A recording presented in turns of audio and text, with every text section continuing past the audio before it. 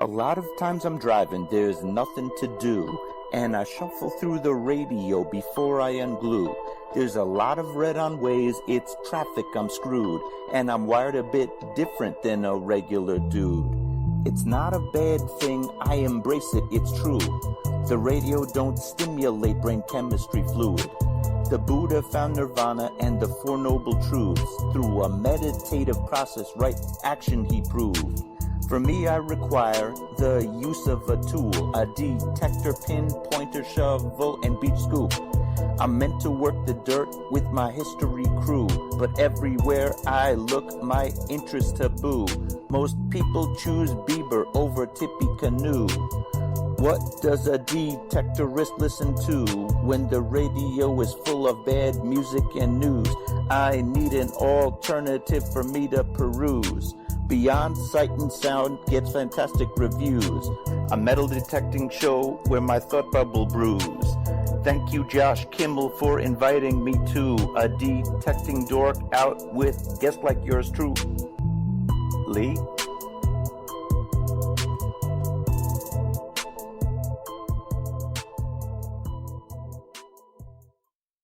Are you looking for a high-quality beach and sand scoop?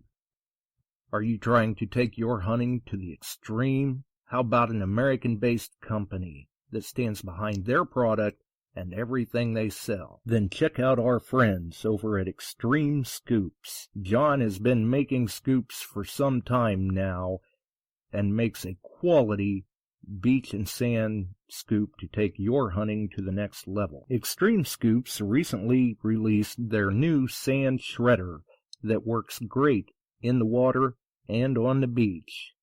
And if you're a new Equinox user, you may want to check out his Surfmaster X3 that can trap those small targets you new Equinox users are finding out there. Extreme Scoop's company approach is let's do it right. So do it right, buy it once, and go to the extreme. Extremescoops.com. That's XTREME scoops.com. Caution. Please do not operate motor vehicles or power equipment while under the influence of this show.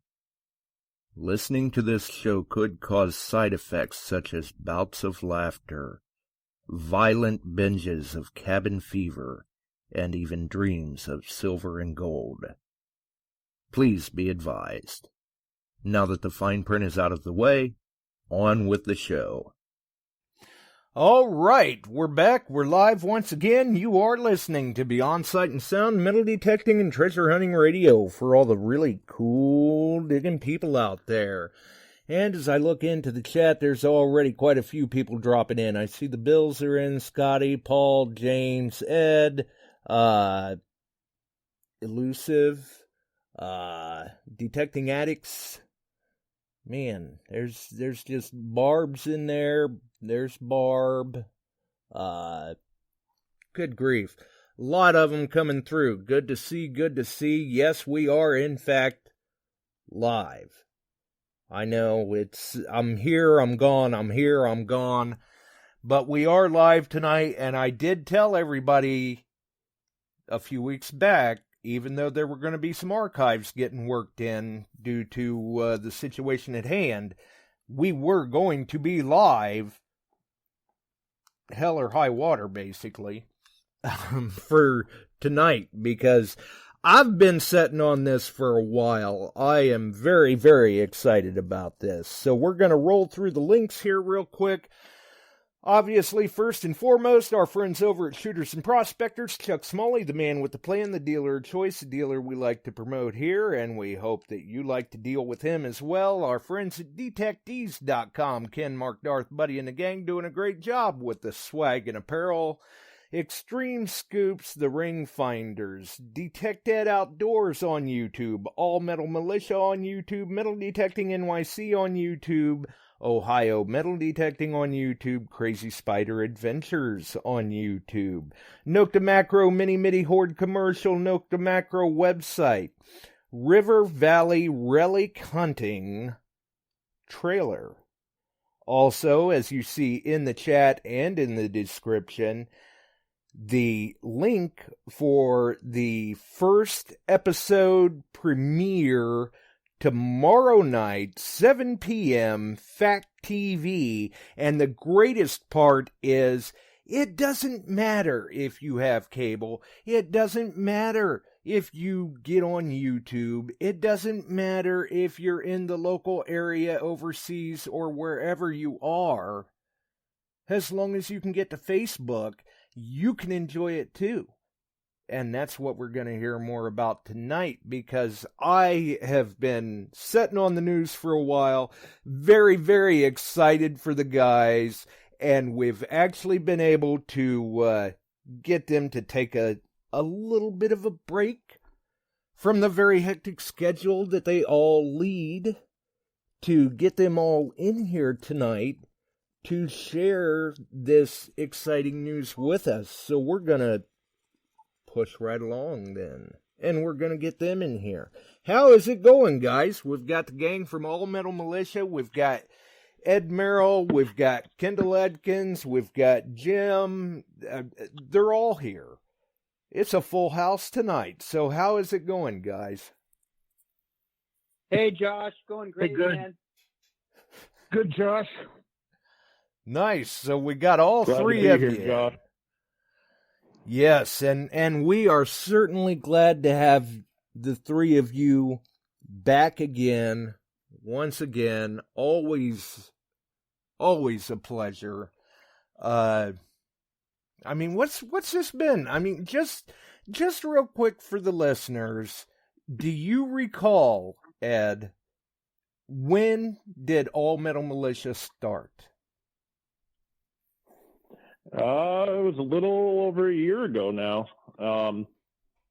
We had some growing pains, as any group does, trying to figure our way out, and we just kept at the grind and kept working together, and never really lost focus of where we wanted to go and what we wanted to do, and try to be good ambassadors to the hobby. And ultimately, it's led us to where we're at. So here we are.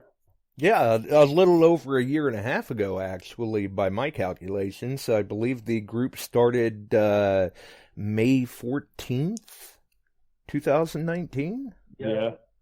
Yeah, definitely in May. And Time flies, for sure. right. And although I wasn't... I was kind of in there pretty early on. Because you had actually carried me over from another Facebook group that I'm not even sure is still around. It may have went to the wayside now. But they're still kicking. That was, I'm sorry, that group's still going. It's another group that has some digging buddies in it that I was nice. Fortunate enough to be a part of, and we kind of, things go different ways sometimes, and that led us here. And I think I'm very fortunate to be a part of this group with these guys. I'm thoroughly enjoying it. Oh, absolutely. And I don't know, it seems like I came over very early on in the inception of the All Metal Militia group, and have from then and continued to, and still continue to support what you guys do. And if you'll remember correctly, I had even told you guys shortly after, I think it was right before you were on the show the first time, or shortly after that, that, you guys are doing good things. You guys are doing great things. Keep doing what you're doing things the right way, and you'll go places. And look at where we are now. What do you think about it all, Kendall? Jim and I have been detecting for, we're going on 10 years together, and we joined forces with Kendall a couple of years back, and he could probably tell you a little bit about the experience of joining up with me and Jim and seeing what we're all about. So are they kind of trying to tell you that you're the new kid on the block there, Kendall? Yeah, I'm definitely the new kid on the block. But I bumped into these guys detecting a cornfield over in New Hampshire, probably just about 2 years ago now, and we hit it off real quick. What I love about Jim and Ed is just how passionate they are about the hobby, about going out to the darkest cellar holes that we can find and finding the cornfields that nobody's found yet, tucked down by the river.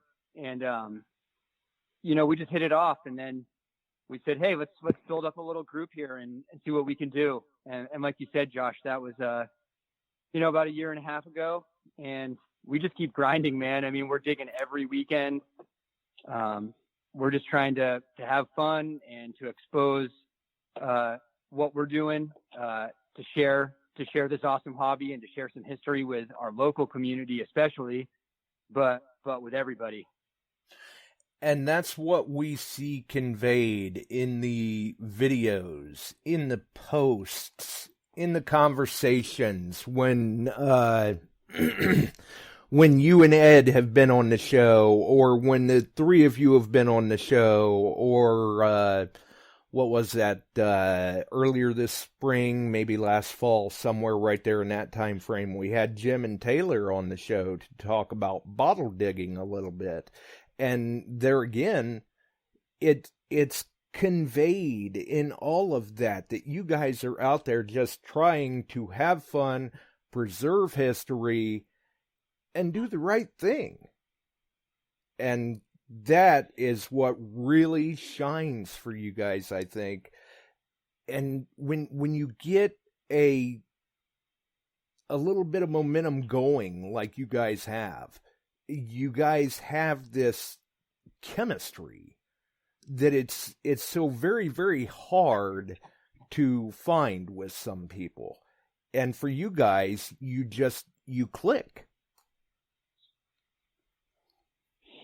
Yeah, we do.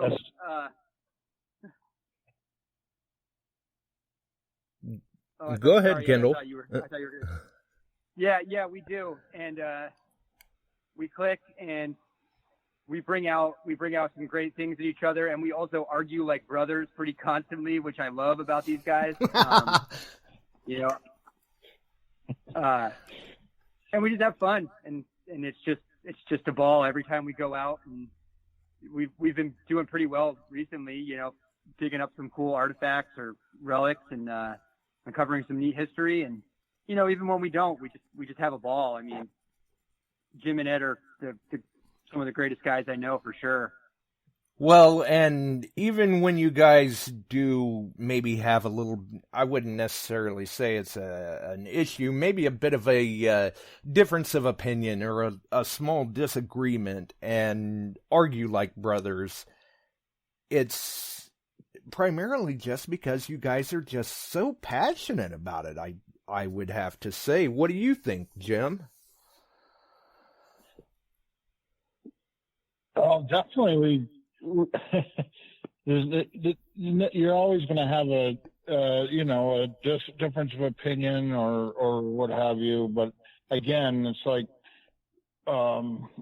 take Kendall, for instance, his knowledge of artifacts and buttons and this and that. I mean, you have a respect for each other too, where maybe you'd like to tell somebody something more that's angering you or pushing you, but yet you hold back some of the words because you do respect and love them like brother, and that's in the same with Ed and I, and I'm sure they all have that feeling with me before. So it is a chemistry, and it's just a lot of respect for each other. I that's the way I look at it. I would have to agree, and I would say that you've got a fine bunch of friends there with you, Ed. Yeah, absolutely. Yeah. I mean, I couldn't ask for better guys to dig with, and I think what, Jim just said, he hit it right on the head, was, you gotta have that chemistry to have a good group of guys, to keep it going. And, with what we're doing with new projects and everything, and being approached to do different things, it doesn't just stop with the TV show that's coming out. It's also the call to action when the community needs you to help find lost items, things like that. For instance, tonight before the show, I had somebody reach out to me. I've been back and forth with a couple of emails, and, they lost a wedding band, and they put out word on a public forum, and people, I actually had multiple sources reach out directly to me saying, hey, can you help this guy? And, I know right then and there that when somebody needs help, it's not just me that's going to help. I have the other two that I can count on that are going to be a part of it. And, that just triples our chances of being successful and showing the community, what we're all about. So we absolutely have to have that good chemistry to keep going or keep doing what we're doing. Right. The all metal militia trifecta. Absolutely. That is awesome, though, because when people are reaching out to you like that just goes to show you right there, the three of you are doing things the right way. Your reputations are preceding you, and you're leading by example. We try to do the best we can, and try to, like we said, we want to make sure that metal detecting has a good, view in the community's eyes, and locally and nationally, I guess. We want to make sure whoever we interact with. Yeah, we want to make sure whoever we interact with know that we're doing it for the right cause, and that we actually have, that deep passion for history and for the excitement of the find, and learning about, especially learning about the River Valley, the Connecticut River Valley. And, we're very blessed to live where we do. I think I said it several times on your show. We're very blessed to live where we do. It's a very historically rich area. And, we literally can go into anybody's yards and find artifacts from, 100, 200, sometimes 300 years ago. Right, and some very, very cool ones at that. So, obviously, with you mentioning, we've got it in the title, I had mentioned it as we went live. You had just mentioned it as well. I guess for those who may be wondering, how did this all come about? How did the concept for River Valley relic hunting come about? Was this you approaching the local friend, production company, TV station? Was it them approaching you? And after that, obviously, I'm sure you had to talk to Kendall and Jim. Likewise, were they kind of going, "What, are you crazy? What are you talking about?" Yeah, so it's a small community where I grew up, and I was very fortunate. I have a friend of mine that's actually in the cable TV business. He actually produces and manages a local television station, and it was shortly after All Metal Militia was born that he started plugging in ideas about a possibility, because they're always looking for ideas and shows that are going to keep people coming back to their TV station and whatnot. And right, concepts, so anyway, projects, content. Right, because it's funded through that. If they don't have good content and people aren't paying attention, they lose that community television station. So they're always looking for the next best ideas and whatnot. And when I started doing YouTube and everything, and starting putting videos and stuff together, and he kind of took notice of that, those conversations started running a little bit more in depth. And he just started kind of blasting out some ideas that he had to produce a show. And, he showed me some other shows and things and some work that he's done in the past, to kind of, really get that hamster running, I guess. And, he started discussing what it would be like to, work together with us and, he was just really, really intrigued by the fact that, we're going out every weekend or, sometimes, during the week together, we're posting things, we're showing videos. And he saw that it draws a lot of attention, especially to those that don't really know what the hobby is. I mean, you're talking about people that, when they think of metal detecting, they think of, an old guy on a beach looking for coins or jewelry, and by the way we're doing things, it's bringing to light that, there's a lot of history in this area that is forgotten about. And by going out and telling the stories and showing the adventure, I mean, he just had this, crazy idea in his head that he would produce a show for us and wanted us to kind of work out the kinks on what it would be like, and told us, we could have, full control over, what direction he would like, the show would go or what we'd like to do, and kind of just gave us some ideas to start bouncing back and forth with. And of course, because I'm friends with him, we were in communication quite often, and, that idea just never went away. And, for the next year and a half, Kendall and Jim and I, we were talking about different ideas, and, it does help that we were filming our own stuff from time to time and, producing different videos for YouTube and whatnot, because it kind of gave us an idea of what we should do or what we shouldn't do. And, we started feeding those ideas back to the television station, to my buddy who's producing the show. And, ultimately a lot of hard work went into a very quick molding of what we're actually doing. And I believe it was, I'm 100% sure, it was Kendall called me one night and said, "Hey, I have this idea about the Connecticut River Valley, and this is what I think. Do you think this might be a good idea to start molding a show about, if they really want to do a show?" And this was before, we had confirmation that yes, they were going to move forward and have a film crew with us and things like that. And so Kendall bounced that idea off me, and I went back to my buddy Alex there at Fact TV, told him about it, and he's like, "That's absolutely what I'm looking to do. Let's do it." And I mean, Kendall can start, filling you in from the rest, but that's kind of where I helped lead us to, and because of the brilliant ideas of Kendall and Jim, and just their passion for, all different avenues of history and different kind of, search and recovery kind of things, River Valley relic hunting was born. It sounds like you've got some broad shoulders, Kendall, because it sounds like it's a little bit your fault. Yeah, well, if that was an idea that had been bouncing around in my head for a while, this idea of the Connecticut River Valley. I live in Vermont now, but I spent the first half of my life living in New Hampshire, just across the river. Right. And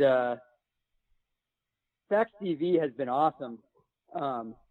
They do a great job, actually, just highlighting local history. A lot of the shows that they put on and the folks that they have on there are highlighting, this area. And like Ed said, I mean, we have a pretty rich history here, and it just seems like a perfect match to do this show around us out in this area looking for lost relics, and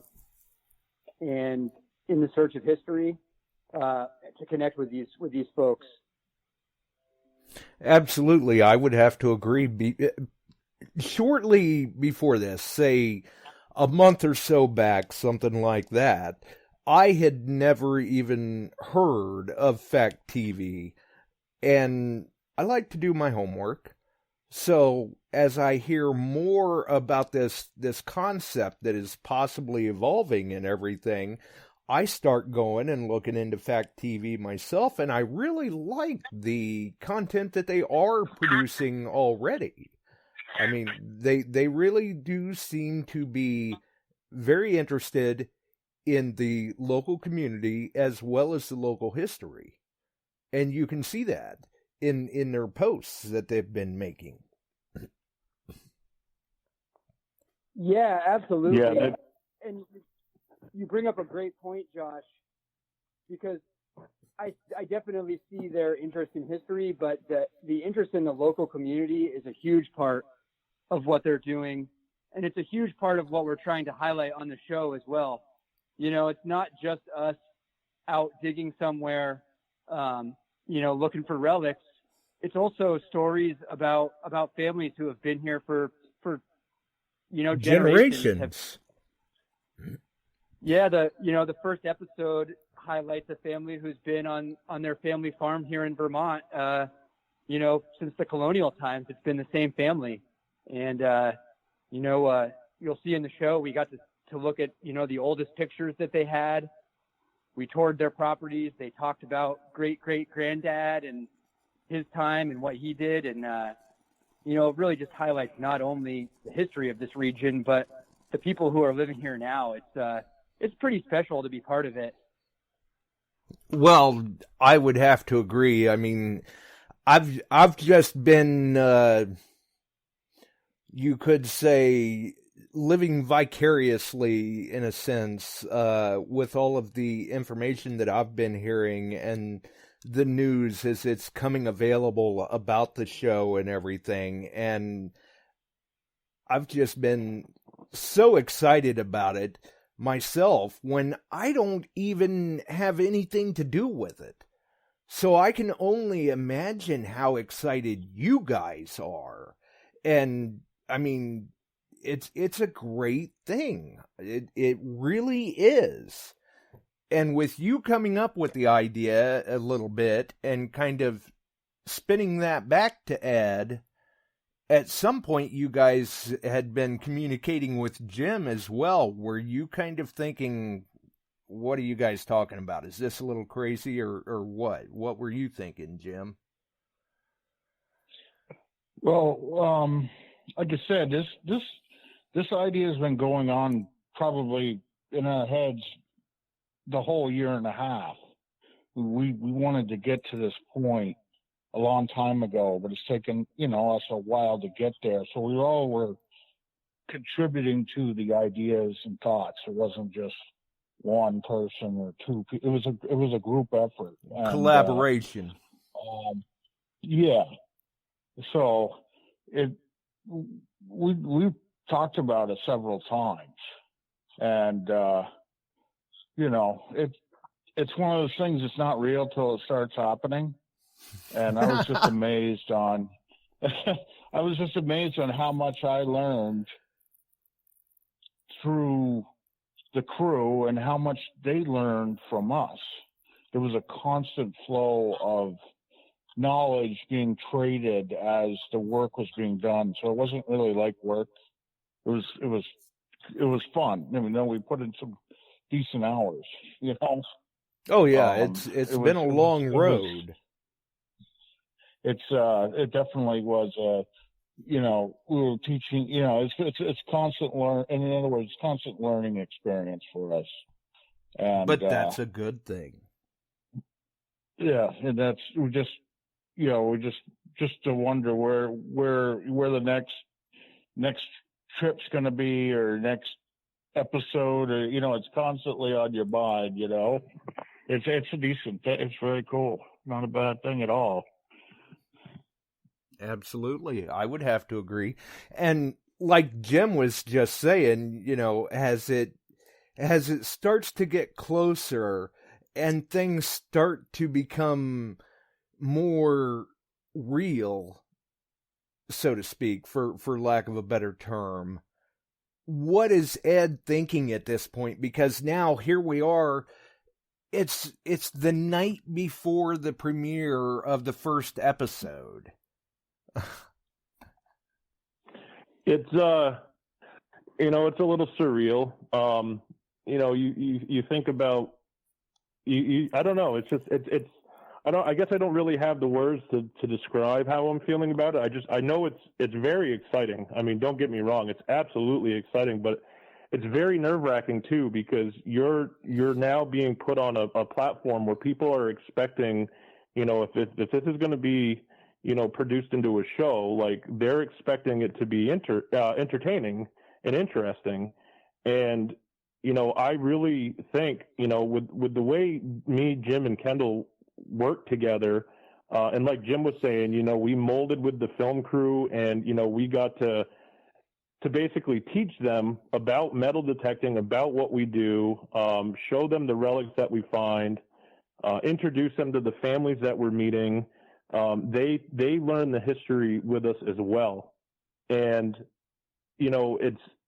it's very cool to know that everybody that has been putting in all of this effort, whether it would be filming or thinking of ideas or finding that certain relic or, getting that permission or reaching out to the landowners, like everybody has put in an extreme amount of effort into making this actually become a reality. And, by actually having it air in front of everybody, not only on the local community television station, but also on social media. And later on, we'll have the link to YouTube as well.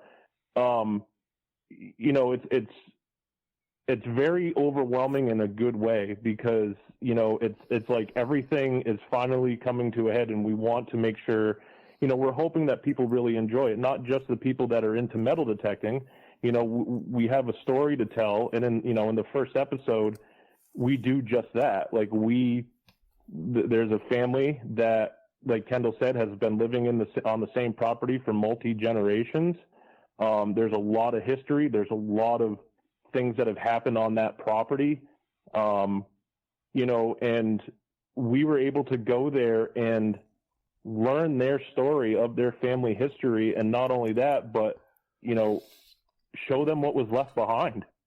And it kind of draws everything together. And knowing that there's, not just our local, our main community of metal detectors that we talk to every day on social media or, on Facebook pages and stuff, there's going to be people out there that have never held a metal detector in their life, and they're going to know who we are based on what they see on TV, so it's like, it's very nerve-wracking, but in a very good way. And I think we're just going to continue to feed off of that. And hopefully the outcome is very good and people want to see more, and we're going to continue to do more as we have been.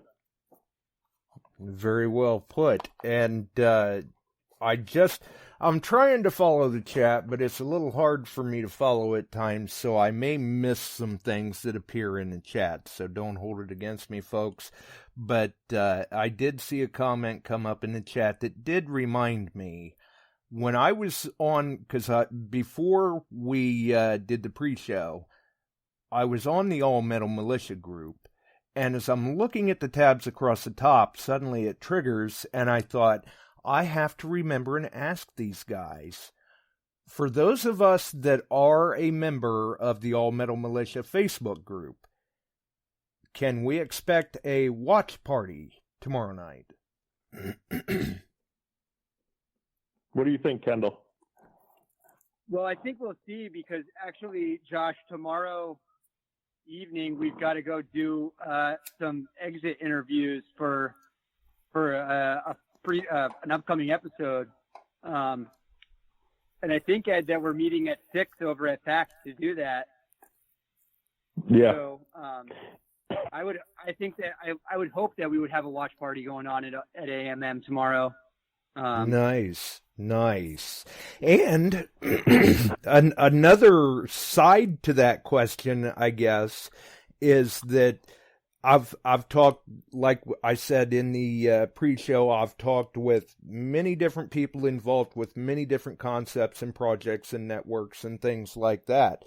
And when a project comes to fruition, many times with that premiere episode, a lot of times it seems like the cast of the show, I guess we would say, which would be you guys, obviously, they usually get together at, a local bar or something to watch it on the big screen and, have a celebratory drink or two or three. Is this something you guys are planning? Well, like Kendall just said, because of the busy schedule and doing this and continuing to do it, and the demand for, to continue completing, future episodes. We're going to be, as that's premiering, we're going to be hard at work with creating, more content with Fact TV. So it's, I'm sure we'll probably do something after the fact. But it's very busy. It's a very busy time for us all right now. Believe me, I know exactly what you mean. And as we get closer to the time of the premiere, I'm sure it's going to feel like time is just speeding up. There's just not enough time. How do we get all this done? Yeah. But as far as people that are out of the area and that can't see it, I mean, we did, anybody can join All Metal Militia. We have rules and things like that within the page that we want people to follow and whatnot. But it's open to anybody, and we want to make sure that it's not like they're hard rules to follow either. I mean, if I can follow them, anybody can. Yeah, I mean, we just want to keep our page, fresh and up to date, and we don't want it clogged with. I mean, we all have YouTube channels. We all have, other things that we're doing, T-shirts, things like that we sell, whatever. But we don't even share that in our own group. We want to respect our rules and show people that we want to lead by example. So it's a good, healthy, group to follow and a page to follow. There's a lot of shared history. There's a lot of shared stories. We do a lot. We do giveaways. And we try to keep it interactive with everybody that's following us. But as far as the watch party and things like that go, if you join our Facebook page, All Metal Militia, we're going to have the links, obviously, to Fact TV.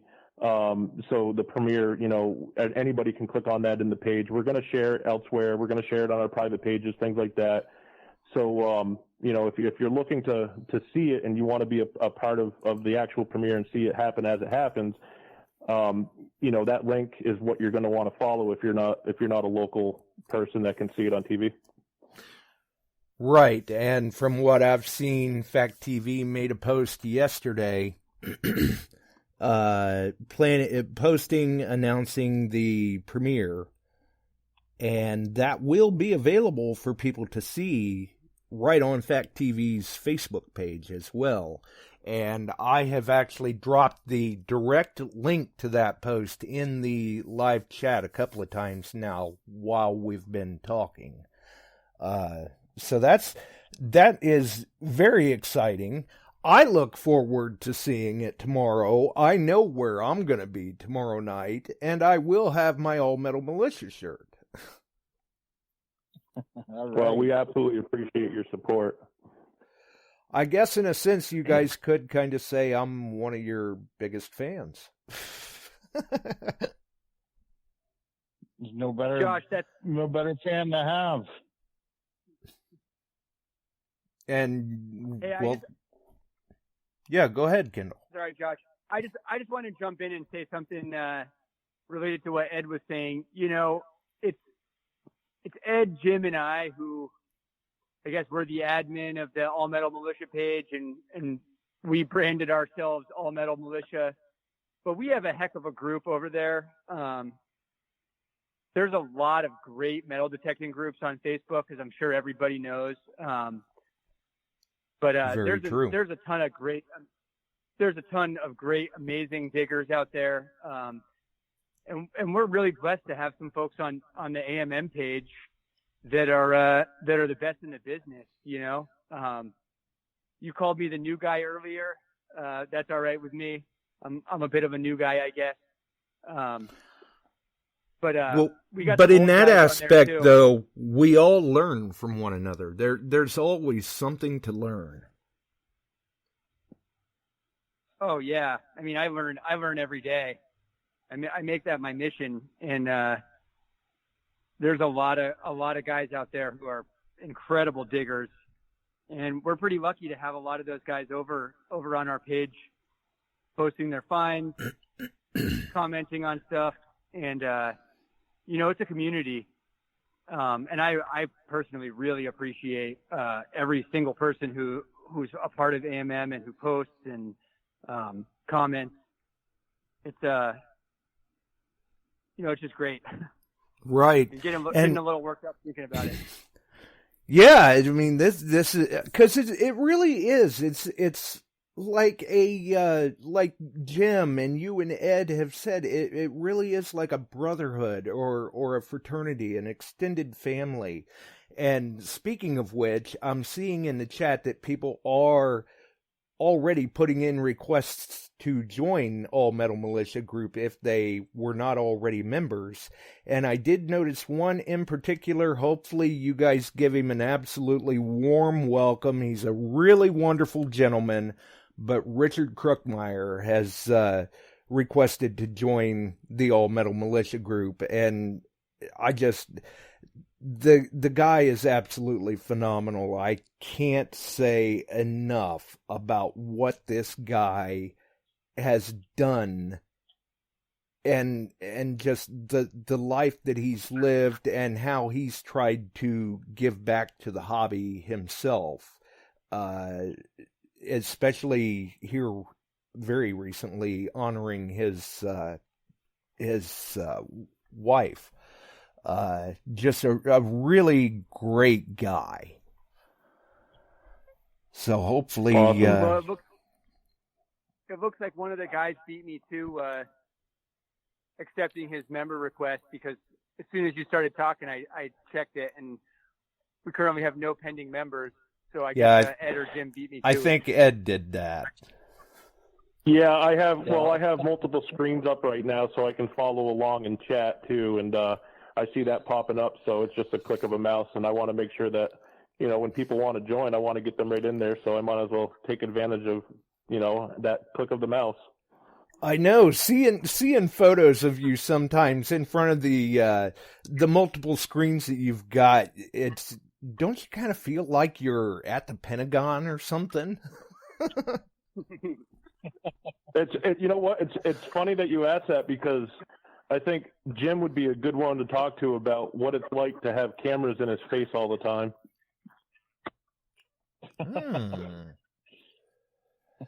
Jim's no stranger to cameras, huh? Well, I mean, I learned a lot about filming from Ed and from Kendall. And, I mean, like you said, that's what's so great about this hobby is it's nonstop learning. You can take it to any level you want, and I just remember getting into this hobby where a lot of the guys that got me into it were, guys that carried the detectors in the cars, maybe get out and swing for an hour. And then knowing myself, once I got into it, I'm a bit,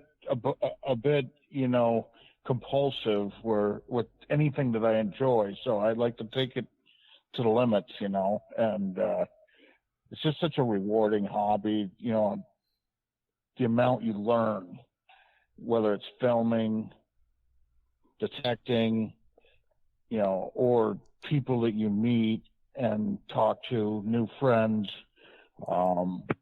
That's why I enjoy that Facebook page so much too, because a lot of these guys we might have, Kendall might have detected with them before, or I might have met him at a, like Pound the Ground or another event. And it's just, if you can't find something out, I'm asking my guys first. And if they can't figure it out, we know somebody that can, it's right. Then we're all going to learn something. And I'm learning that this is truly interactive radio tonight, because somebody's being kept very busy with member requests.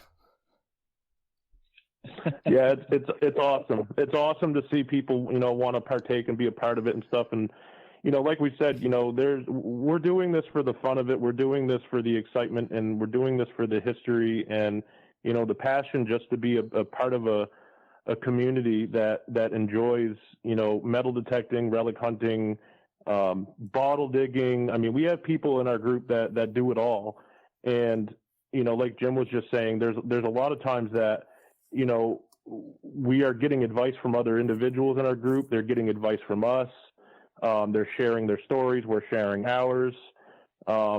and it's a very good atmosphere to be a part of. And, that's all we're striving for, is to have a place where people can go where they feel welcome. They feel like they're a part of it. There's a lot of groups out there you'll join, and, you don't really get a lot of interaction. So we try to interact with everybody we can that's in that group. As the group grows, obviously it gets a little bit tougher, but I think we do a pretty good job, making sure that everybody feels welcome, and that, we're here, to answer questions or to reach out to them if we need a question answered, and, make them feel just as important as we do when they join. Absolutely. Agreed. It's always great to see that support. Welcome to Joel and Frank as well. They're in the chat too. And I don't know. I've not been keeping count, but I do see that there have been a number of people requesting to join. Yeah, there's been quite a few, and we absolutely appreciate you advertising us, and we appreciate the listeners being a part of this and joining up with our group. And maybe we'll have to do a giveaway here just to show our appreciation, and we'll think of something. But no, what I wanted to say, Josh, was I know Jim was talking about being filmed and everything. To get back to the show, and River Valley Relic hunting, has become something. It's a lot different to have an actual full-size camera and drones and things like that flying around you. You can't really turn around without having a camera in your face. And that's what I was kind of getting at, Jim, was, I know you've laughed about it a few times. You're like, holy crap, like, this is crazy. But, I was more or less asking about, what do you think about all of that, having those big cameras in your face? Yeah, it's on a whole different level now. I'd like to answer for Jim.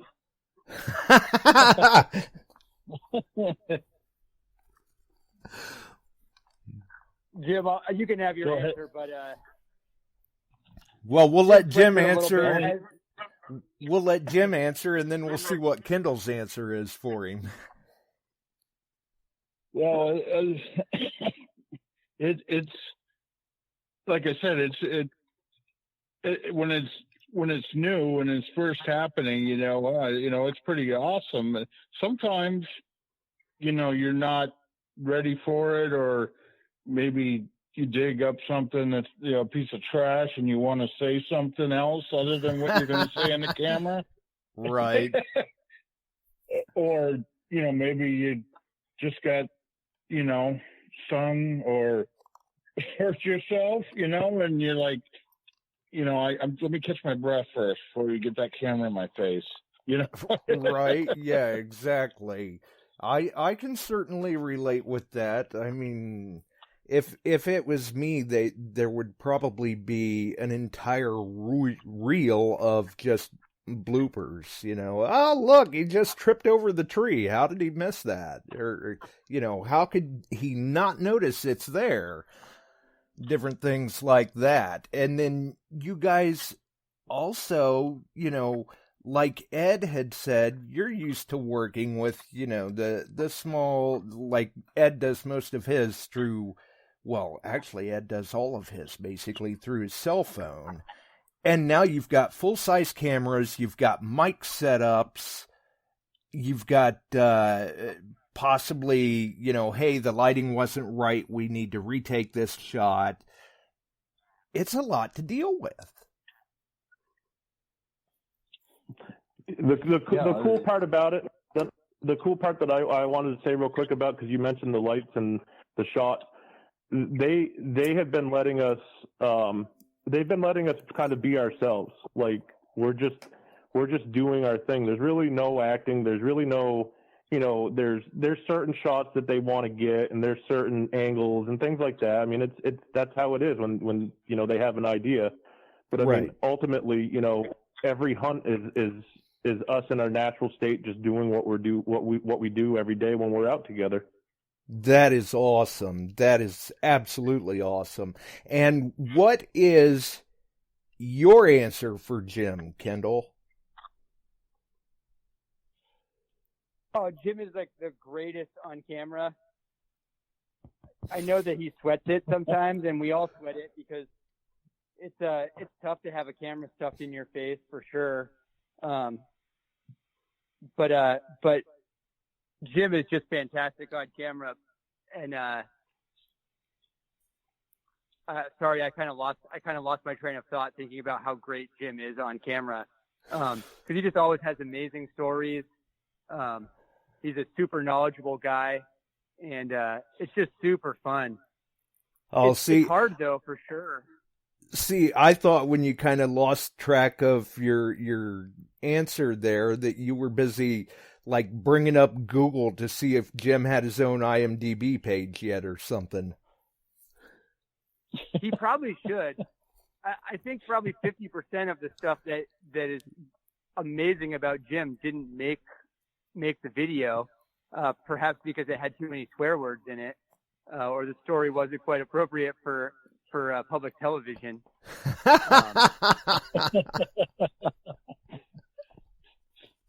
Yeah, there was a few times, But it's really, really hard, and we all feel it for sure. Yeah, I really just wanted to say how fun it is to work with Jim on camera. He's just a hoot, pretty much all the time. And Ed and I kind of pick on him because we love him. We always say we wouldn't pick on you if we didn't love you, and he gives it right back to us as hard as he can. Right. Well, and that kind of goes back to like we were saying before about the chemistry, because we've even seen in the videos that Kendall does, the videos that Jim does, the videos that Ed does, whether they're individual or collaborative or whatever, you guys are always having fun. Absolutely. Yeah, definitely. Even if we're not filming, I mean, I went out with Kendall a couple of weeks ago and we found, a bunch of buttons and stuff. And I had gone out earlier in the day in a park and probably extended myself a little bit by going out in the evening too. But, I just had, like you said, the passion is like, oh, I could find a button or something cool tonight. I don't want to miss that. And, even though I didn't end up finding anything, Kendall found a ton of stuff. I went back home. I was just like, I'm glad I went out, even though I didn't find anything. It's just getting a little bit of exercise, getting that fresh air, and it's always you gotta keep that coil of the soil. You gotta, no matter what's under it, the more often you get it on there, the more often the more area you're covering, the more likely you could find something. And that's just, it's just, we make a good team, and it's a lot of fun. Right. Speaking of which, I think we've got a caller on with us. Go ahead, caller. Yeah, you do. Uh-oh. Hey, everyone, I'm Alex Stradlin. So Josh, this is Alex. Alex is actually the one that's producing our show. Well, now remember, nobody said anything bad, right, guys? No, we love Alex. Alex is awesome to work with. Nice. Well, yeah, you guys like. I guess, Alex, you are in fact the producer of the show. What did you think about this concept, and how excited are you for the premiere tomorrow? Yeah, I'm pretty excited. I mean, I've known Ed since grade school, so he came to me, telling me that he'd like to do something about sort of capturing what it's like to go out, being detectorist and searching for things. And at first I was like, well, not very interested, because you assume it's usually just you see metal detectors out on the beach looking for gold rings or right. Sounds kind of dull, boring, and mundane. It didn't seem very, very interesting to me, but I was like, I'll give it a shot. And so I went out with the guys, and as we're out in the woods and we're searching, we're on an old road, they're looking through cellar holes, they're finding stuff. You hear the beeps of the metal detector. I can tell how people can get addicted to it because it's almost like you're at a casino, You hear right. Sounds. But the amazing thing was, like everything that was sort of unearthed, it could be something very simple like a buckle. You start to imagine, like a story behind it, or like, how did it arrive there, and how do these, how do these people live in the past? And so it's, it's like every piece that you find, there's some sort of mystery or some sort of story that you want to, find out. And that was very, very, very interesting to me. So now this would be something interesting as well, is with seeing how involved that Fact TV is with the local community, and especially the history of the area. Had you had any exposure to metal detecting and what we do as detectorists up to this point? And when you were, if you had, or when you were exposed to it, being out with the guys from All Metal Militia, what did you think then? Did it kind of change your perspective? Oh, absolutely. Yeah. I mean, it changed my perspective the first time I went out there, because it's more than just, it's sort of like, you go out, you're sort of traveling on sort of the unbeaten path. I mean, people have been there, but you're sort of going out to locations that you normally wouldn't walk to. So it's a little bit of a journey. And, it's more of like, a way to kind of, people to gather together, communicate, talk about what things are going on in life. And then, also appreciate, the history of the area. The three guys, Jim, Kendall, and Ed, they know a lot about the things, oh, there's a cellar hole over here. I can't remember everything, but, they'd always have some sort of little fact about, why these houses are like that, how people lived in the past. So it really did change my perspective. And really the key was, for me, it's like, naturally human beings, when we find stuff that's old, we're drawn to that mystery. We want to find out more about, how this thing ended up here and how these people lived. And, that was really key to me. So. Yeah, absolutely. We are the human civilization is by nature curious and inquisitive. They want to know more about things, and as detectorists out there hunting for history, when we recover these items, and I'm sure that you had witnessed this firsthand yourself, we are presented with an opportunity. We've been able to step through a portal, so to speak, to the past. And we are, in fact, the first person to touch that item when we recover it, since the last person lost it. It could be 6 weeks, could be 6 years, could be 150 years. And that is a great thing to experience. We're able to recover and preserve that history, not only for others to learn from right there, but for future generations to see and enjoy.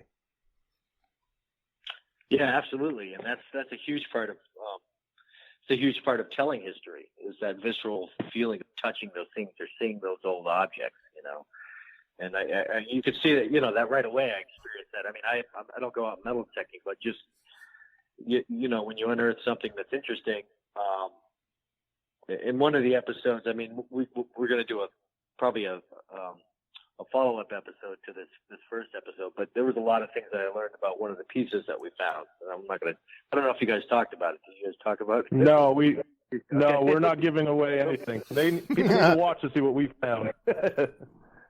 But yeah, I mean, I went on the, just say I found out a lot about the history of this piece. It was very interesting. And we definitely have to do a follow-up episode. I don't want to give away what it's about, the theme of it, but you'll want to know more after you watch the first episode. So, and I have it all. I have all that information, and I've taken that journey. You find something, and then all of a sudden there's this mystery, and you're touching it, and you want to know more. And right. You want to find the story behind it. Yeah, I spent about a week finding the story, and I solved the story behind it. So that's a future episode. That's an episode that we have to do, guys. So, but yeah, I mean that's part of the whole experience, and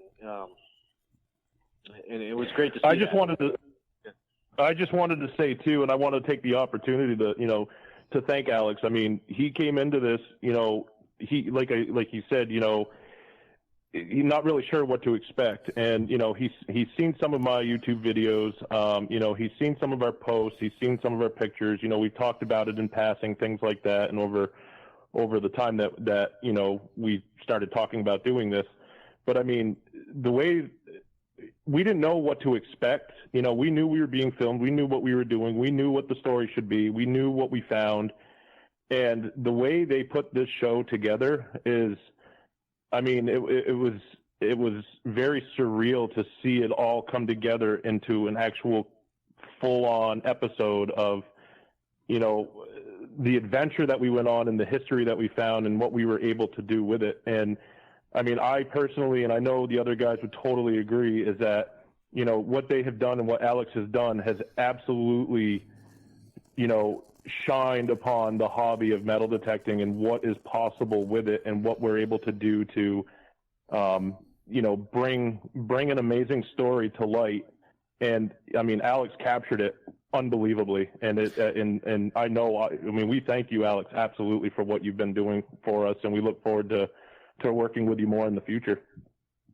Yeah, no, absolutely. I mean, I think the biggest thing for us, I remember when we first talked, I mean, you can always try to do an episode all about like finding those, myself personally, I don't know exactly what items, detectorists sort of seek after. I know now, but sort of heading into it. So for me, it's always been about you guys and, like you said, the hobby of metal detecting, not just about, you found this item that everyone else wishes they had, because we could go out on hunts and not get those particular items, but that's not what it's about. It's about going to an area. It's about the story of that area and the experience. And that's really telling that story of the experience of detecting. And that's really what we're trying to hone in on.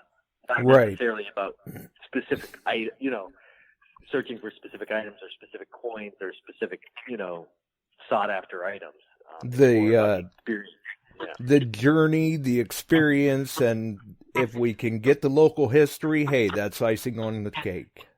Yeah, because we're not. I mean, we're going to a location blind. It's not like we don't know what we're going to get. So for me as a storyteller, it's, that can't be sort of the main hub of it. That can't be the main dramatic point of the stories that we're telling. It's more about going to an area, meeting the people, experiencing, being a detectorist. I think that's more interesting in a lot of ways. You know what I mean?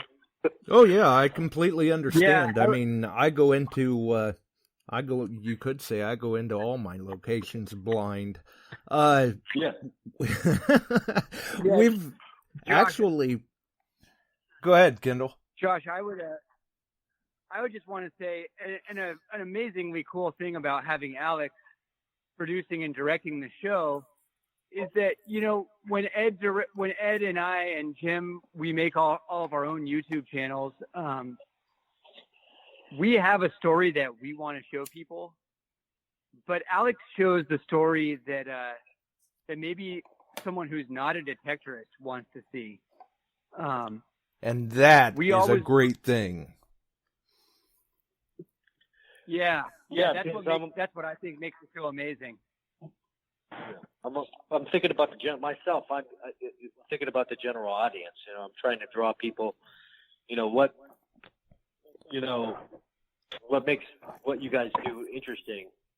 You may not seem, because you've been doing it for so long, it may not seem as interesting, but having a fresh perspective, someone like a fish out of water perspective like myself, you can be that general audience, get people interested in detecting and what is it.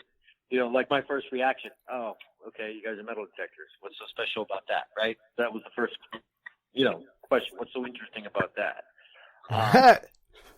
Because we don't know. Because we don't know. We have right opinions about it. So that's the that's the perspective I'm coming from, and then you find out, oh, this is why it's interesting. This is why people have a passion for it. This is what a general audience would. This is why what a general audience would see as something that's interesting and what makes it unique. So that's the key. I'm kind of rambling here. It's a little late at night, so. Oh, we know how it can go, definitely. And I see in the chat that there's another one that's no stranger to filming either. Steve Zuzulik is in the house, coming in from Canada. Good to see him in there. Definitely. But when Alex was like, no, I don't know. I don't think I'm too interested in the concept of metal detecting and working that into a TV show necessarily. Were you kind of like, ouch, thanks for taking the wind out of my sails, Alex? Was that what you were kind of thinking, Ed? Well, I mean, to be honest with you, I didn't know that's exactly what he thought, so I'm learning as you're learning. But I mean, but again, like I said, I knew that, what potential Alex had. I've seen some of the stuff that he was able to do and what he's done.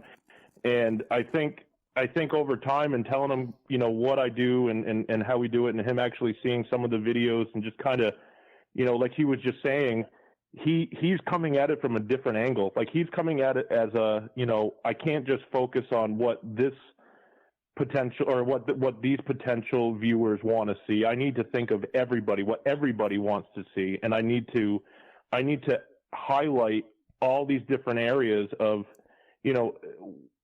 things that we're going to be doing that's going to draw somebody that might not be a metal detector, might not even know anything about it, never even heard of it. What is it that is right? Draw how do them we into draw the show, them in? Yeah, right. How do we draw them in? Because we don't want to stay niche to just the metal detecting community. We want to be able to draw others in and educate, entertain, catch their attention. And then, of course, when Alex met Jim and he saw how great of a character Jim can be with us, he knew he had something, I'm sure. Well, no, I didn't mean it that way. I mean, you got to understand, like, I get so many people that call me up and they say, "Hey, I got an idea for a show," and it's like, yeah, you know what I mean? It's like, okay. No, you've absolutely been a pleasure to work with and to be able to bounce ideas off, and it was awesome when you finally said, when you had your, not to quote anything from Oak Island, but you had your aha moment.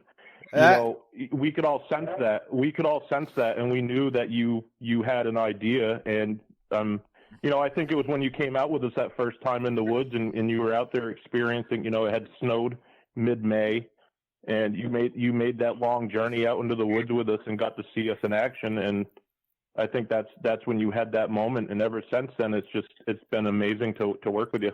It's funny you mentioned Oak Island with Steve being on here. And vice versa. I know, right? Also seeing how you guys interacted with each other too. I was trying to see what kind of chemistry there was, because I mean, really, what holds these type of shows together are the personalities. And I know you guys have done YouTube videos before, so that's why I was a little bit more willing to go out and test the idea, because you guys had you had experience doing this. So it wasn't we were starting from page one. With you guys, we were starting at a certain level, so I didn't have to it wasn't going to be a ton of work for you guys to get the concept. There's been shows that I've done where I did a show about a chainsaw carver where he had no idea how shows and reality shows are put together, and it was like it took a long time to get him to a point where to understand, there's a different way you approach things when you're filming for this type of show. That's the other thing too. So, as you guys know, my favorite thing about Alex, my favorite Alex moment is always pretty much towards the end of the show or end of when we're filming the show. He goes, "I got it. I got my storyline." He doesn't tell anybody what his storyline is. And so we're all like, "Oh, geez, what's the storyline here?" I hope it's You'll a good see. one. And it always is. But that's what makes it fun. Like, we just do what we do, and Alex makes it into an amazing story, and hopefully the viewers like that story. That's what makes it over the top, I think. Right, and that does bring up another. Sorry. Go ahead. Right, and that does bring up another interesting point too. Is that with the premiere of the first episode tomorrow night, have you guys had the opportunity to view it, or will tomorrow be the first time you get to see it? What do you think, Jim? What's that? What did you think about the show? What did you think about our first episode?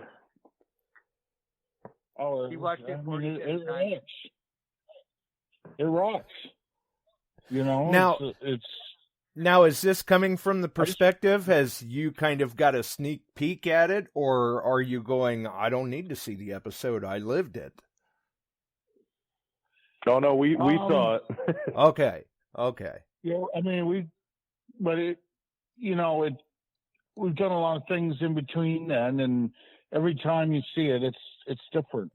And I just want to go back to say, going back to touch on what Alex was saying about, learning from each other, while we're filming, sometimes I was wondering, well, okay, don't put this in here. Don't put this in there.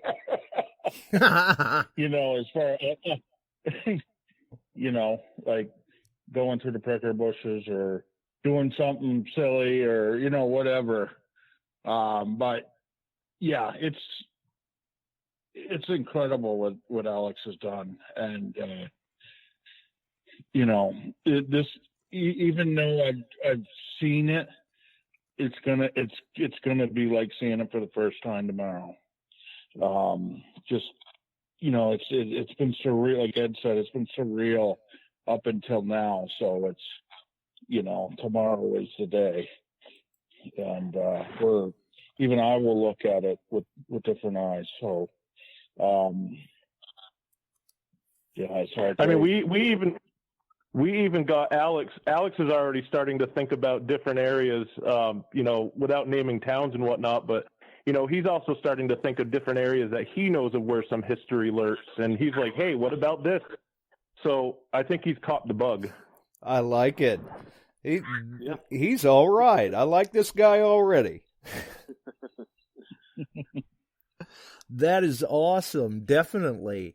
And are you able to I'm under, like I've said a couple of times through the show, I'm under the impression that whether people have cable or not, they will be able to see this first episode premiere right on Fact TV's Facebook page. Is that correct or not, Alex?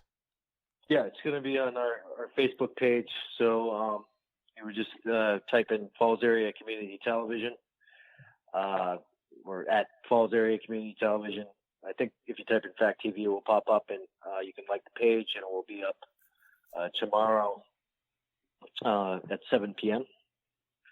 And also, the day after, we'll put it up on our YouTube page, and then Ed, Kendall, and Jim will get a copy, and then they can post up the episode on their various pages too. So nice. And when that comes available, I will do my part as well to share it through my pages. Great, thank you. And the direct link is in the chat once again. That is a direct link to the post on Fact TV's Facebook page. That is the direct link to the premiere tomorrow night at 7 p.m. for those who will be interested in viewing. Hopefully, I'll see many familiar names in there tomorrow night. And Yeah, they'll have that'd to be great. tune back in the. They'll have to tune back in the future. Apparently, we have another episode to shoot up there, according to Alex. So that'll be coming in the future. That is awesome. That is awesome. See, the work is never done. So, how many? Oh, let's see. How many episodes do we have in the can at this point? Is anybody able to share that? Well, these So are kind many. of like test. Yeah, so many. We got hundreds of episodes. These. Hopefully, we can have 3. I mean, these are kind of test episodes. Right. And this is kind of so we're kind of testing this out. It takes a lot of work to do with the way that we're doing it. So hopefully, we'll have 3 episodes, about 45 minutes, 25 minutes each, and then we're going to go from there. We'll see how people respond to it, and hopefully they respond to it in a good way, and then we'll move forward with more episodes next season. Next summer, not summer, Right. Spring and summer. So, and I guess another good question for you, Alex, would be that obviously when these episodes run. Usually the production company, the local station, what have you, they like to crunch numbers. They like to see feedback and analytics. As the producer or as the production company, are they taking into account the analytics through Facebook and other forms of social media as well, or only from the local viewing area? Yeah, we operate in this a different way. I mean, this is community access television, so we're funded via our local cable subscribers here, so they pay out of their cable bill. So we're not really necessarily concerned too much about numbers. I mean, we are because it takes a lot of time to produce these episodes. Absolutely. And this is done on my own. This is done on my own free time, basically. Mm-hmm. But community access is available for the public to use. That's what we're here for. That's kind of like my day job is, and then we broadcast out to a wide area in Vermont in our service area via cable and our Facebook page. So it's not necessarily about the numbers. It's just providing content to our cable subscribers. That's all. We're not really too concerned about that. It's just nice. Yeah. And as content creators, approximately, if you had to guess, how many hours of footage are you starting with and then cramming that down into, say, a half-hour episode? Oh my gosh. Yeah. I mean, I think I said already, Josh, that half of the great stuff that happens doesn't make the episode because there's maybe greater stuff. I don't know. I mean, Alex makes the final call on a lot of that, but the first episode is 2 solid days of detecting, and then a few days of fill-in and interviews and exit interviews, and then the incredible amount of time that those guys spend editing that and cutting it down to a 45-minute episode. It's incredible the amount of work that it really takes. We try not to ever do second takes on the digs. Ed and Jim and I have been pretty solid about that we want to make the digs as real as we can, and we don't want to do second digs, and we don't want to cover things back up and open them back up for the audience. Like, we want to make that real. So oftentimes we have to wait to get everything set up before we do it. But we do a ton of second takes on the interviews, during the show, because nobody can get their lines right ever, or not their lines. Nobody can just not Jim. stutter when they're trying to say what they want to say. Right, going, oh, wait a minute, can we do that over? There will be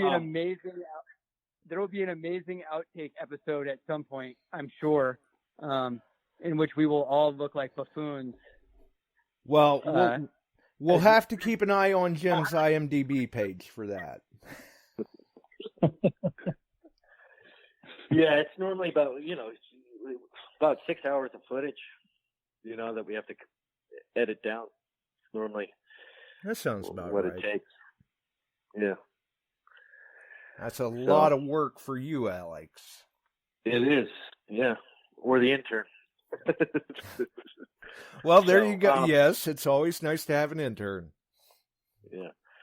It is a lot of work. I mean, it's sort of finding the story beats and then sort of, doing a beginning, middle, and end. And the exit interviews, like Kendall was talking about, is important, just in terms of storytelling. It helps with sort of bridging the gaps within the story. So.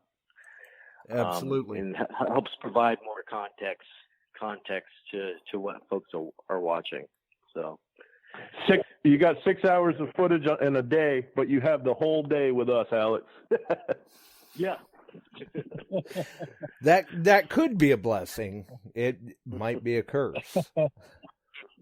Well, there was an hour of moving gigantic heavy stones in episode 2, which there was only 20 minutes of actual footage of, which was edited down to maybe 30 seconds. But that turned out to be pretty exciting, actually. And it gave us a great opportunity to pick on Jim. Yeah, people aren't going to want to miss that one. Well, but that goes back to that goes back to showing how we work together as a team, and we can banter back and forth, and we can poke at each other, and give each other crap here and there and whatnot. But it shows who we are as people, and I mean, that's when that episode comes out. I'm sure Alex is going to highlight the relationship, the friendships that we have between each other, and just kind of show us in real time what we're like together when we're out there by ourselves without any cameras. I think that's going to highlight it very well. And the connection that we made with that landowner, that was one of the most fun digs I've been on, not because of exactly what we found, though we found some cool stuff, but because we really connected with those landowners. I mean, we ended up we moved stones for them, and literally moved stones, and some of the things that happened to be under those stones in their basement were pretty cool. That's all I'll say about that. But. Oh, these were stones in a basement? Well, suddenly the plot thickens. That's where the plot thickens, and that's where we stop talking. You'll have to tune into episode 2 for that one. Exactly. Well, I know that myself, I had mentioned earlier in the show that, doing a little bit of homework on Fact TV, I really like what I'm seeing, and I'm really looking forward to this premiere tomorrow night. Yeah, we're all looking forward to it. I do have to cut out here, but I appreciate you guys having us on. And I just want to encourage people to watch the premiere of the show tomorrow at 7 p.m. And I hope we accomplish what we set out to accomplish. It's about the experience of going out there and detecting, and the people that you meet, and things that you find. I mean, I think that's the important thing, and that's what we've been trying to convey in this first episode. And I have a lot of respect for what you guys do. I know I said it related. had my own opinion on detectors, but that totally changed. And I think I actually caught the bug, in terms of, just finding that piece of history and sort of that mystery of the story behind it.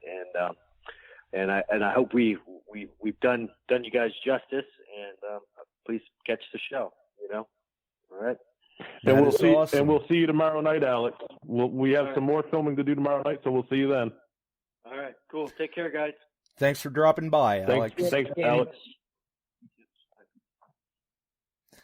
And really, like Alex was saying, he may have had a preconceived notion, but seeing it in person himself from you guys, I guess you could say, has been a little enlightening for him.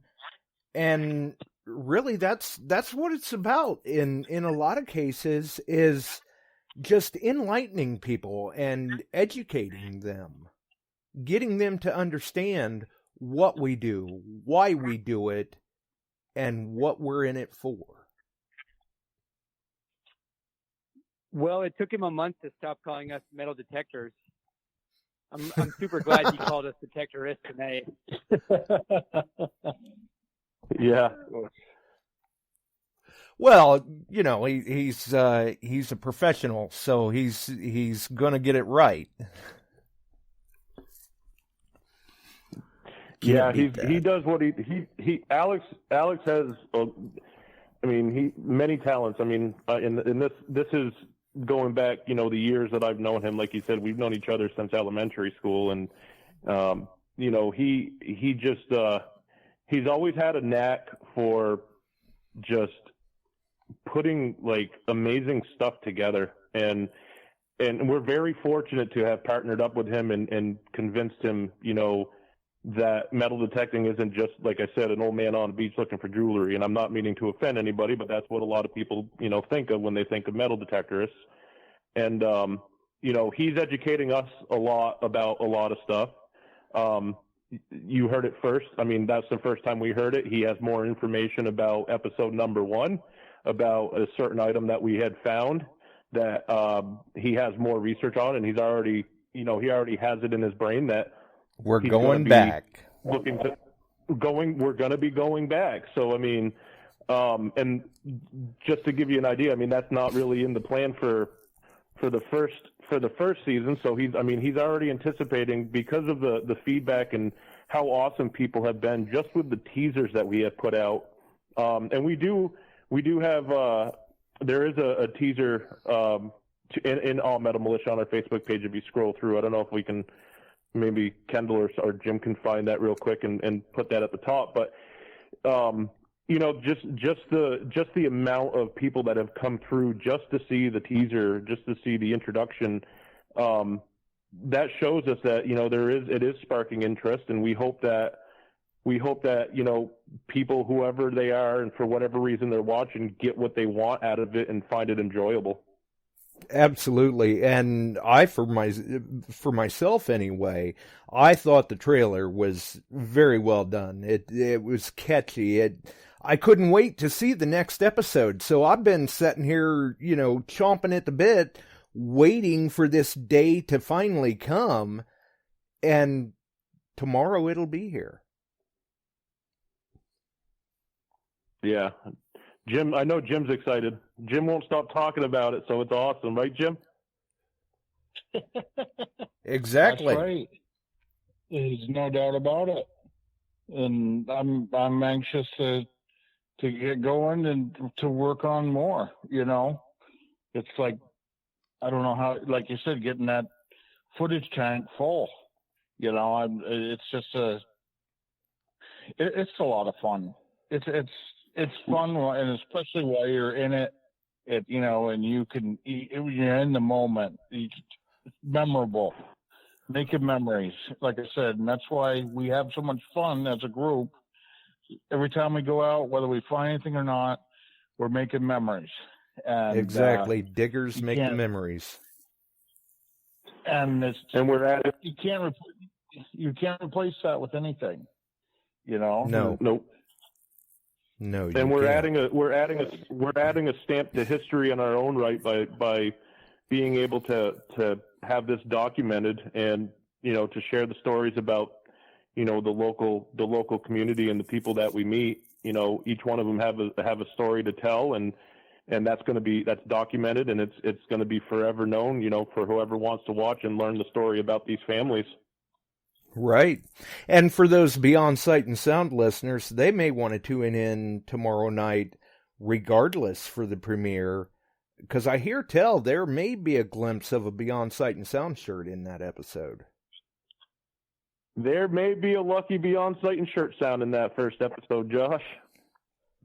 It might even be more than one episode, Josh, because I think all three of us have a Beyond Sight and Sound shirt. So you might see it get passed around a couple of different sizes. Yeah, that is true now that you mention that. Yeah, man, now I'm going to have to make sure I watch all the episodes. No, I'm going to watch all the episodes anyway. Who am I kidding? I'm super excited for you guys. I can't express how happy I am for you guys. It is so awesome to see this come to fruition, and very glad that you guys took the time to sit down here with us tonight to kind of share in the fun. I mean, it's kind of like bringing us all along for the ride. Well, that's what we'd like to do, is, you know, and that's what we want to do with our Facebook page. That's what we want to do with everything. We want to share adventures with people. We want to, you know, shed some good light on the hobby, and you know, just have some good laughs and show some good history and continue on a mission defending history. Well, I think you're on the right track. You guys have been, continue to be, and I'm sure that's not going to change anytime soon. Definitely. We have certainly kept everyone tied up for a while. Is there anything that you guys would like to add before we roll out of here? Ed? I just want to say that you guys Don't all. Kendall? Go ahead. Crickets? Oh, I was just going to be silly and talk about Ed's great radio voice. He does have a great radio voice. It's always a pleasure to talk to you, Josh, and thanks again for having us on the show. I hope everybody tunes in to River Valley Relic Hunters, and thanks for all the people who joined AMM tonight, All Metal Militia. Always fun, so thanks. And that's River Valley Relic Hunting, Kendall. Hunting. Yeah, that's correct. I guess we're the hunters, but AMM is doing the hunting. Right, yes. Metal detectorists. You may actually see a glimpse of some mess ups in the first episode, so stay tuned. Nice. It is. I just, like I said, I can't express how happy I am for you guys, and to see this come to fruition. Keep up what you're doing. Continue what you're doing. You're doing a great job, and just keep at it. I mean, this has been a fun ride. From the time that I kind of came over to All Metal Militia, I've done what I can to support you guys, and likewise you guys have done the same for me and the show, and it's just great to see how this has evolved for you all. Thank you. We absolutely appreciate it, Josh, 110%, and we appreciate all the support out there from other detectorists that are, you know, encouraging good things for us. We absolutely appreciate it. Awesome. Yeah, definitely. We definitely appreciate what you do, Josh. And I want to say one last thing. Get her, Doug. There for a second I thought he was going to say, I do have an IMDb page. Nice. Well, for everyone else, if you enjoyed the show tonight, make sure and throw us a like. You can follow us over on Spreaker, iTunes, Facebook, YouTube. Just Google it. We're everywhere. And I mean everywhere. We're in places that I don't even know we're in. I'm not sure how that works. I'm really not sure. But hey, it's fun. It's fun. So tomorrow night, 7 p.m., Fact TV on Facebook. Check out their Facebook page. Fact TV on YouTube. I'm sure we'll see it over on All Metal Militia Facebook group. Eventually we will see it, we'll see it on Beyond Sight and Sound and those groups as well. And eventually, the way it sounds, we will see it on the All Metal Militia YouTube channel and maybe the other YouTube channels as well. So until the next one, who knows when that is, because we're kind of hit and miss here lately with the archives and the live runs due to everything that's going on. We do appreciate everyone's patience and support for hanging in there with us, and we'll see what happens next. Hang in there with me, guys. We're going to roll on out of here. Have a wonderful evening, folks.